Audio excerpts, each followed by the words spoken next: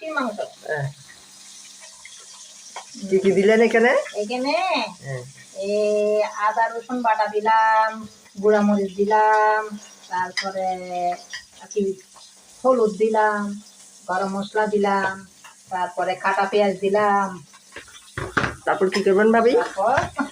তারপরে এগুলি মানে ম্যারিনেট করে রেখে দেবো 1 ঘন্টার জন্য। আচ্ছা, তারপর যখন মানে 1 ঘন্টা হয়ে যাবে তখন আবার চুলোতে দেবো। এটা অনেকটা মেজবানি রান্নার মতো মনে হচ্ছে। এটা বেশ, এগুলো মানে কালকে আমাদের নিমন্ত্রণ তো এই জন্য। ও, দেখে মনে হচ্ছে বেশ টেস্টি হবে। হবে হবে।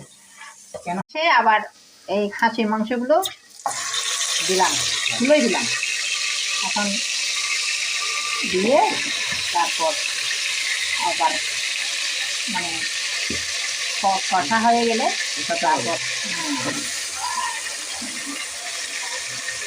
তারপর আমরা মজা করে কালকে খাবো। প্রেসার কুকারে দিলেন না, ওইটা প্রেসার কুকার দিই না, এটা এমনি ডেস্কে দিয়েছি। প্রেসার কুকারে দিতে হবে না। ও আচ্ছা, এটা প্রেসার কুকারে কষাবেন, সিটি দেবেন না? সিটি একটা দেবো, বেশি দেবো না, বেশি দিলে আবার তুলে হয়ে যায়।